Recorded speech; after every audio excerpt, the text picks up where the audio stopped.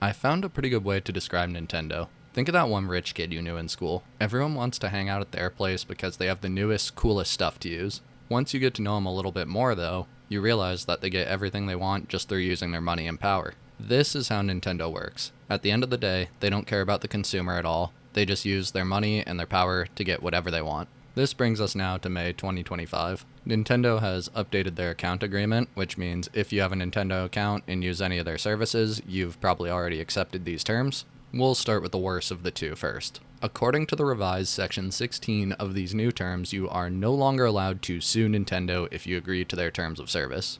This focuses mostly on class action lawsuits, where you're not allowed to join a large group of people suing Nintendo together, but it also includes clauses to settle in arbitration instead of going to court against Nintendo in an individual lawsuit as well. Just to show you I'm not fluffing things up, this is an exact quote from the new terms of service. This arbitration provision precludes you and Nintendo from suing in court, having a trial by jury, or participating in a class action. It's kind of insane they didn't even try to use the shady legal speak that a lot of companies use to try and hide these clauses in their terms. It looks like Nintendo's saying we've already bent our users over so many times already that we just don't even care at this point. Oh, but worry not, there is one way to opt out of these terms.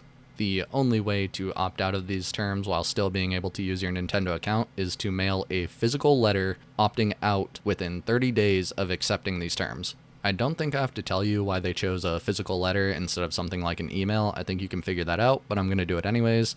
Obviously, they want as few people to do this as possible. Now, you might be thinking there's no way this could hold up in court. Unfortunately, this is one area that the United States and Japan lag far behind other first world countries on. There are a lot of things I don't like about many European countries, but their consumer protection laws are just so much better, it's actually kind of insane. In the United States and Japan, these kind of terms of service are actually allowed, although judges often have thrown them out in courts in the past. Even if there's only a 10 to 20% chance it holds up, that's still insane to me. This feels like exactly what a court system is made for, is not letting companies push around individuals.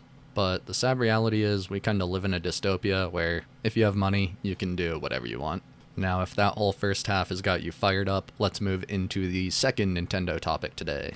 Nintendo has seriously been ramping up protection against piracy and homebrew on their systems. Section 13 of this new user agreement in May says that Nintendo is allowed to shut down and brick your console if you're found doing anything that is against their new terms. I'm going to read you a direct quote paragraph from these terms of service that is everything you're not allowed to do and that they can brick your console for. Without limitation, you agree that you may not publish, copy, modify, reverse engineer, lease, rent, decompile, disassemble, distribute, offer for sale, or create derivative works of any portion of Nintendo account services, bypass, modify, decrypt, defeat, tamper with, or otherwise circumvent any of the functions or protections of the Nintendo account services. You acknowledge that if you fail to comply with the foregoing restrictions, Nintendo may render the Nintendo account services and/or the applicable Nintendo device permanently unusable in whole or in part. Okay, I know that was a lot, but hear me out on this. I think this would be fine if they didn't include that very end of the last line where it's a applicable Nintendo device unusable in whole or in part. I think this is the first time I've ever seen a company say they can just brick a device that you bought if you're using it in a non-intended way. Yeah, if you're pirating or trying to crack a device and they find out it's your account doing it, that's whatever. They can destroy that account, get rid of it, do whatever they want. Adding backdoors that can just brick a console for doing something against the terms of service is insane, though. It really does feel like a dystopian future when it's just saying, okay, you use this wrong, that means you don't get it anymore. You paid your money, we get to choose if you can keep it or not, though. If I buy a physical good, I own that good. I'm making a contract with that company that I purchased this good, I gave you money, now it is mine. This has been my problem with game consoles as a whole this last, decade or so. These companies don't want to be hardware manufacturers. They want to be software services. Turns out, if you get people hooked on a monthly service that they're going to pay you $10 to $20 for a month, it ends up being a whole lot more profitable than making $100 on a console sale or something. It's really sad to see the direction the video game industry continues to go as technology keeps improving. We should have better and better things, but it just continues to get worse and worse somehow.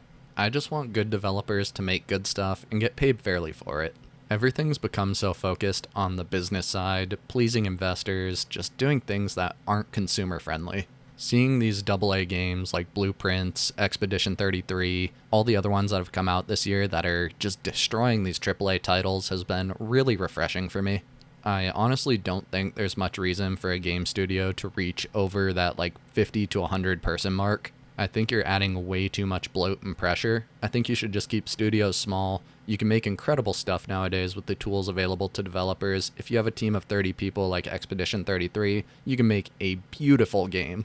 Thank you for listening to my Nintendo rant every few months as always. As long as they continue to do stupid stuff, I will continue to talk about it. If you made it this far and you liked the video, as well as just gaming news and game development videos in general, make sure you subscribe and leave a like. I appreciate you all, and I hope you have a wonderful rest of your day.